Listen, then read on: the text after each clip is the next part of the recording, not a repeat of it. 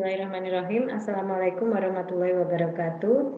Hari ini materinya diferensial fungsi sederhana untuk bagian kedua. Untuk materinya sudah saya share di e-learning. Silakan Anda simak materi yang saya berikan dan perhatikan video penjelasan dari saya. Nah, minggu kemarin kan sampai kaidah 20. Hari ini poin ke C, mulai poin ke C, yaitu hakikat derivatif dan diferensial. Quotient diferensi yang sudah dijelaskan minggu kemarin, yaitu delta Y per delta X, tak lain adalah lereng ini kemiringan ya, dari kurva Y sama dengan Fx. Sedangkan derivatif, yaitu dy per dx, adalah limit dari delta Y per delta X untuk delta X menuju 0. Jika delta X sangat kecil, limit delta Y per delta X adalah delta Y per delta X itu sendiri, dengan delta X menuju 0. Perkataan lain, derivatif fungsi yang bersangkutan sama dengan quotient diferensi, yaitu dy per dx sama dengan delta Y per delta X. Jadi untuk delta X yang sangat kecil, derivatif seperti halnya quotient diferensi juga mencerminkan lereng dari kurva Y sama dengan Fx. Notasi derivatif dy per dx sesungguhnya terdiri dari dua suku, yaitu dy dan dx. Dy adalah diferensial dari Y, sedangkan dx, ini dx ya, merupakan diferensial dari X. Diferensi dari X dx mencerminkan perubahan sangat kecil pada variabel diferensi dari X dx sama dengan delta X. Adapun diferensi Y dy mencerminkan taksiran perubahan setiap variabel terikat Y yang berkenaan dengan perubahan sangat kecil pada variabel bebas X, yaitu Y dy sama dengan dy per dx kali delta X. Oke. Dari penjelasan di atas, dy dan dx, maka derivatif dy per dx tak lain adalah lereng taksiran, dan dari fungsi y sama dengan fx pada kedudukan x tertentu, lereng sesungguhnya adalah quotient diferensi atau delta y per delta x. Lereng taksiran ini dapat lebih besar atau lebih kecil dari atau sama dengan lereng sesungguhnya, tergantung pada jenis fungsi dan besar kecilnya perubahan pada variabel bebas. Dengan kata lain, derivatif fungsi linear tak lain adalah quotient diferensi. dy per dx sama dengan delta y per delta x, berapapun delta x akan selalu dy sama dengan delta y, sehingga dy sama dengan dy per dx sama dengan delta y per delta x. Jadi yang dimaksud lereng itu adalah kemiringan garis ya.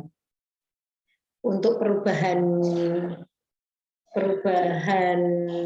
sumbu mendatar, ini kan sumbu mendatar itu X, maka disebut delta X ini seharusnya delta X sama dengan dx. Artinya perubahan sumbu X.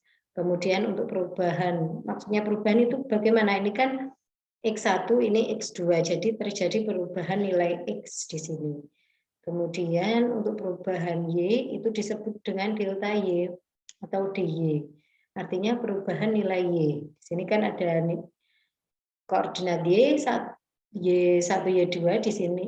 Di sini ada koordinat Y1, Y2, jadi terdapat perubahan antara garis Y. Nah, perubahan X adalah delta X, perubahan Y adalah delta Y. Kemudian diferensial X adalah dx, diferensial Y adalah dy. Quotient diferensi seperti yang dijelaskan minggu kemarin adalah delta Y per delta X. Nah, delta Y per delta X itu sama dengan dy per dx atau sama dengan derivatif. Untuk fungsi Y sama dengan fx yang non-linear, semakin besar delta X, semakin besar pula perbedaan lereng taksiran. Derivatif dy per dx dan lereng sesungguhnya, quotient diferensi delta Y per delta X. Dengan delta X yang semakin besar, maka besar pula perbedaan antara dy dan delta Y, sehingga Besar pula perbedaan antara dy per dx dan delta y per delta x. Sebaliknya, semakin kecil delta x, semakin kecil pula perbedaan antara lereng taksiran dengan lereng sesungguhnya. Jika delta x sangat kecil atau delta x menuju 0, lereng taksiran akan sama dengan lereng sesungguhnya. Kalaupun terdapat perbedaan, nilainya sedemikian kecil sehingga tidak boleh diabaikan. Jadi fungsi nonlinear itu tidak berupa garis lurus seperti ini. Kalau garis lurus dinamakan fungsi linear. Nonlinear itu grafiknya seperti ini. Jadi yang dimaksud lereng fungsi nonlinear itu kemiringannya ini ya, kemiringan garis ini. Kalau delta x dan delta y-nya, ya, yang ini menunjukkan overestimate, yaitu dy lebih dari dx sehingga dy per dx lebih besar daripada delta y per delta x. Ini kan lerengnya itu hampir tidak sama dengan fungsi yang ini, fungsi yang linear, sehingga akan menyebabkan dy lebih dari delta x. Sementara yang b, underestimate, di bawah ya, fungsinya kemiringan garisnya ini lebih kecil daripada kemiringan fungsi yang linear, sehingga dy per dx kurang dari delta y per delta x. Kemudian untuk contoh soalnya ini, misalkan diketahui suatu fungsi y sama dengan 3x kuadrat min 4x plus 5. Ingin diketahui serta dibandingkan nilai dy sama dengan nilai delta y untuk delta x 0,01 dari kedudukan x sama dengan 2. Jadi untuk jawabannya nanti tidak perlu digambar secara grafik, cukup dijawab seperti ini ya, seperti contoh. Fungsi awal ini kita cari dulu turunannya, artinya fungsi y ini diturunkan terhadap x. Dy per dx ini diperoleh 6x min 4. Ini turunan dari 6x ini turunan dari 3x kuadrat, min 4x, min 4 turunan dari min 4x. Kemudian tadi x-nya sama dengan 2, kedudukan x sama dengan 2, maka dimasukkan x-nya. Setelah itu, kan tadi kita ketahui rumus dy sama dengan dy per dx kali delta x ya. Nah, dy per dx ini nilainya 8 diperoleh dari ini. Kemudian 0,01 adalah nilai delta x-nya, sehingga nilainya 0,008. Terus kita cari nilai delta y-nya. Nanti kita tahu, nanti kita buktikan apakah delta y ini sama dengan dy. Delta y-nya adalah fungsi awal ditambah setiap x-nya ditambah dengan delta x ya. Jadi mengikuti fungsi ini. Kemudian x plus delta x ini dimasukkan ke dalam setiap x yang ada di fungsi ini. Jadi menjadi persamaan ini. Ya. Kemudian plus fx-nya ini adalah fungsi ini. Plus fx-nya. Ini plus ya. Ini minus ya, minus. Bukan sama dengan ini minus. Jadi minus ketemu minus hasilnya plus. Kemudian minus ketemu plus hasilnya minus. Seperti itu. Kemudian x-nya dimasukkan 2 dan delta x-nya dimasukkan 0,01. Kemudian diperoleh nilai delta y sama dengan nilai dy. Maka dalam contoh di atas ini ya, dy sama dengan delta y. Konsekuensinya dy sama dengan dx sama dengan delta y per dx. Delta y per dy per dx tadi nilainya adalah 8. Berarti lereng taksiran sama persis dengan lereng sesungguhnya. Ini karena nilainya sama-sama 0,8, maka nilainya sama persis ya. Antara taksiran dengan nilai sesungguhnya. Kemudian diubah ketika delta x-nya 0,05, apakah nilainya masih sama taksiran dengan nilai sesungguhnya. Nah, ini mengikuti rumus yang tadi, dy sama dengan dy per dx kali delta x. Delta x-nya diganti 0,05 sehingga hasilnya ini. Kemudian delta y-nya fungsi yang tadi ya, fungsi yang ini ya. Yang ini tinggal dirubah 0,01-nya diganti 0,005 ya. Oleh karena itu nilainya juga 0,04.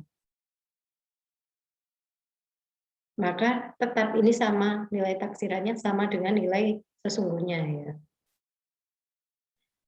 Kemudian ini masih diganti lagi, bagaimana kalau delta X-nya 0,001? Oh, ternyata ini ada perbedaan antara nilai DY dan delta Y-nya, di mana perbedaannya adalah 0,003. Artinya, perbedaan tersebut sangat sedikit sekali, sehingga dalam kasus ini, oh ya, ini kan lebih besaran yang ini ya, DY kurang dari delta Y, artinya lereng taksirannya underestimate. Contoh itu membuktikan bahwa delta X menuju 0, maka DY per DX kurang dari delta Y per delta X. Oke, selanjutnya derivatif dari derivatif. Ya, jadi maksud derivatif dari derivatif ini fungsi yang diturunkan sampai turunan ke N. Jadi kan di minggu kemarin kita hanya menurunkan suatu fungsi sampai turunan pertama. Kalau turunan kedua berarti fungsi turunan pertama tersebut diturunkan lagi. Turunan ketiga berarti fungsi turunan kedua diturunkan lagi. Turunan ke N berarti fungsi tersebut diturunkan sampai turunan ke N. Contoh di sini ya. Ini fungsi awalnya X pangkat 3 min 4X plus 5X min 7. Diturunkan turunan pertama yang mengandung X, ini ada tiga bilangan. X pangkat 3 turunannya 3X kuadrat, min 4X kuadrat turunannya min 8X, plus 5X turunannya 5. Kemudian diturunkan kedua, yang mengandung variabel X hanya 2. Jadi yang bisa diturunkan dua variabel ini. 3X kuadrat turunannya adalah 6X, min 8X turunannya 8. Kemudian diturunkan di turunan ketiga. Ini artinya D pangkat 3Y per DX pangkat 3 artinya turunannya ketiga. Yang mengandung variabel X hanya 6X saja, diturunkan 6. Kemudian turunan keempat 0 ya, karena tidak ada yang mengandung variabel X di situ. Jadi turunan-turunan itu turunan pertama diturunkan lagi. Yang diturunkan cukup yang mengandung variabel X saja. Kemudian hubungan antara fungsi dan derivatifnya. Ya, turunan pertama di dalam suatu fungsi itu disebut sebagai fungsi kubik. Kalau fungsi biasa sebelum diturunkan itu disebut fungsi kubik. Kenapa fungsi kubik di sini dia berderajat 3? Ciri-ciri dari fungsi kubik adalah fungsi variabel X-nya mempunyai pangkat tertinggi yaitu berderajat 3. Kemudian karena diturunkan, maka fungsi tersebut menjadi fungsi kuadrat karena variabel X-nya mempunyai derajat 2. Itu ciri-ciri fungsi kuadrat. Kemudian turunan kedua, artinya turunan pertama diturunkan lagi, disebut fungsi linear karena variabel X-nya berderajat 1. Kemudian untuk turunan ketiga disebut konstanta karena di sini tidak ada variabel X yang mengandung pangkat ya. Kemudian fungsi menaik dan fungsi menurun. Fungsi menaik menurun. Derivatif pertama dari sebuah fungsi nonlinear dapat digunakan untuk menentukan apakah kurva fungsi yang bersangkutan menaik atau menurun pada kedudukan tertentu. Dalam kasus khusus, derivatif pertama dapat pula menunjukkan titik ekstrim sebuah fungsi nonlinear. Telah dijelaskan bahwa derivatif dari fungsi Y sama dengan fx yaitu f aksen x. Tak lain adalah lereng. Ya. F aksen x ini adalah lereng taksiran dari kurva yang mencerminkan fungsi Y sama dengan fx. Ingat, lereng adalah kemiringan garis. Berarti untuk Y sama dengan Fx pada kedudukan tertentu X sama dengan A, F aksen A merupakan lereng kurva Y pada Fx. Pada kedudukan X sama dengan A. Positif negatifnya nilai F aksen A akan menentukan apakah fungsi tersebut menaik atau menurun. Fungsi Y sama dengan Fx saat X sama dengan A. Jika turunan pertama FA lebih dari 0, maka kurvanya positif. X sama dengan A, maka Y sama dengan F, merupakan fungsi menaik. Jadi fungsi menaik itu seperti ini ya. Menaik. Kemudian menaik manakala X bertambah sesudah X sama dengan A. Sedangkan jika derivatif pertama F aksen A kurang dari 0, maka merupakan fungsi menurun saat kedudukan X sama dengan A. Jadi fungsi menurun itu contohnya seperti ini, fungsi menurun. Oke.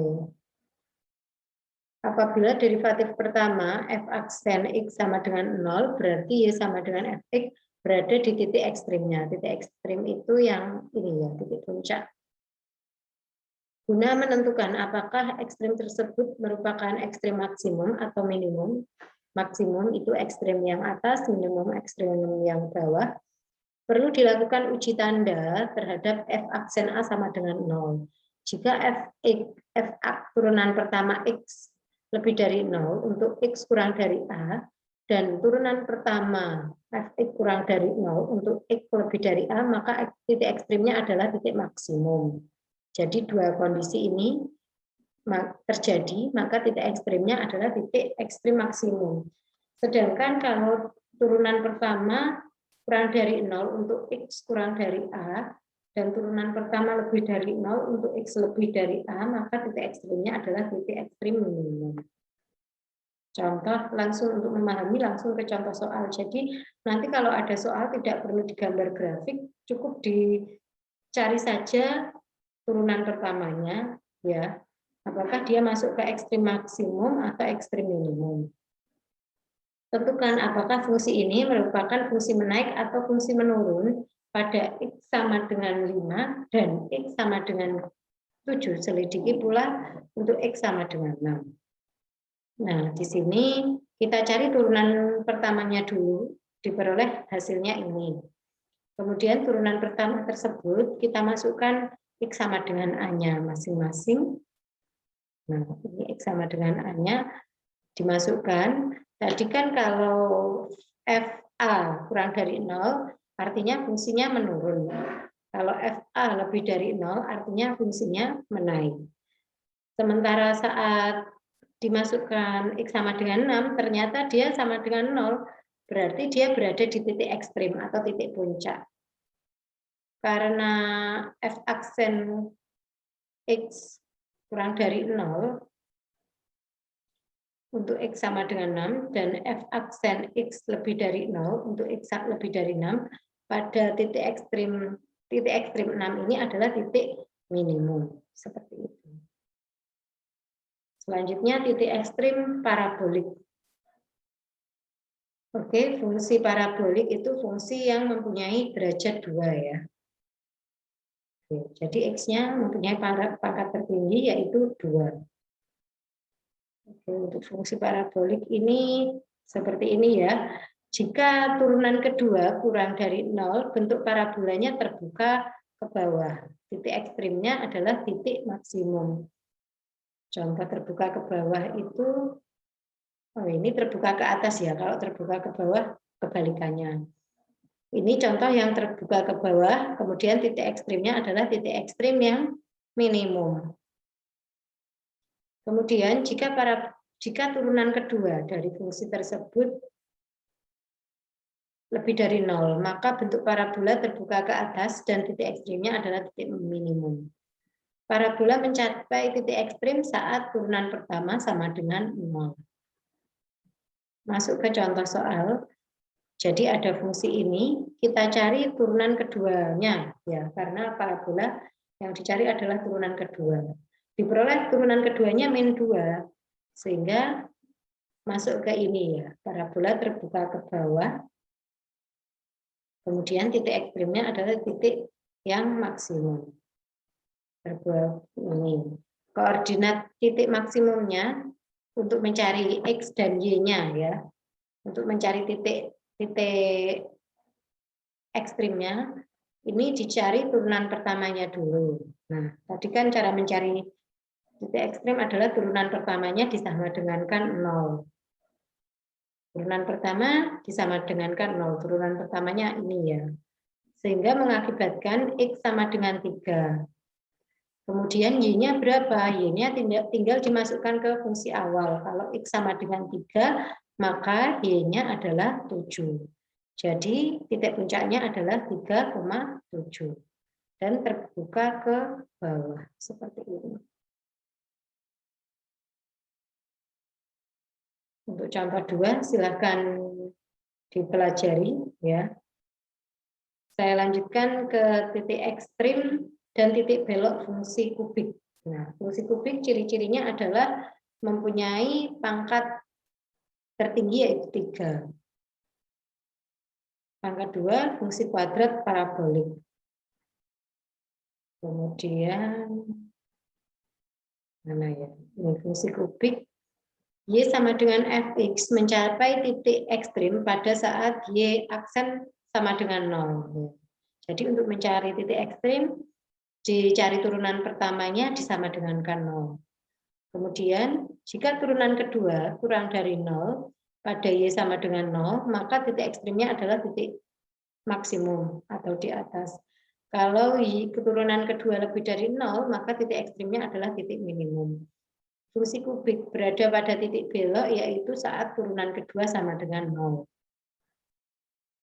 Untuk fungsi kubik ini tidak perlu digambar seperti ini ya. Nanti tinggal Anda jabarkan seperti contoh ini saja apabila ada soal. Tentukan titik ekstrim dan titik belok fungsi kubik.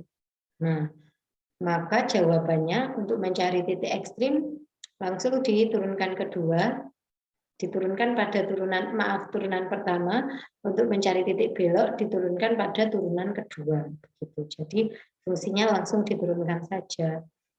Wah, ini ada panah yang mengganggu. Fungsi pertamanya adalah ini, maka turunan pertamanya ini ya. Turunan keduanya yang ini.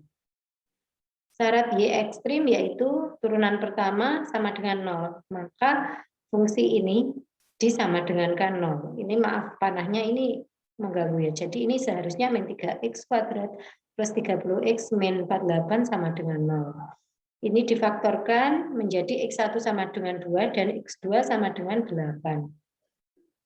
Kemudian berarti ada dua kondisi ya, yaitu x sama dengan 2 dan x sama dengan 8.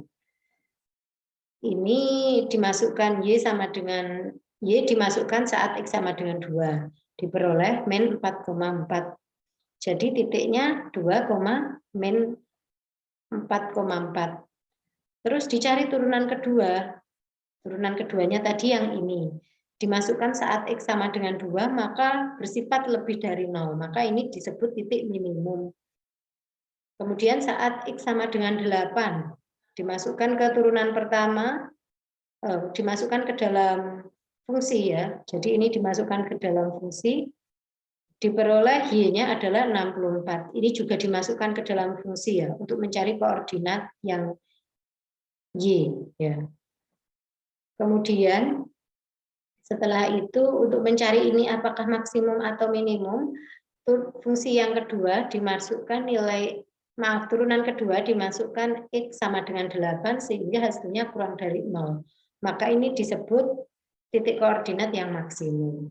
Kemudian untuk mencari titik belok adalah turunan kedua disama dengankan 0. Diperoleh X-nya sama dengan 5. Kemudian X sama dengan 5 ini dimasukkan ke dalam fungsi awal sehingga diperoleh Y sama dengan 10. Sehingga terjadi titik belok di 5,10. Untuk materi minggu ini ada tugas ya. Jadi tugasnya saya share di grup beserta cara pengumpulan dan pengerjaannya. Sebelum mengerjakan tugas, kalau ada pertanyaan mengenai materi yang saya berikan, silahkan ditanyakan di grup WhatsApp Telegram. Oke, terima kasih. Assalamualaikum warahmatullahi wabarakatuh.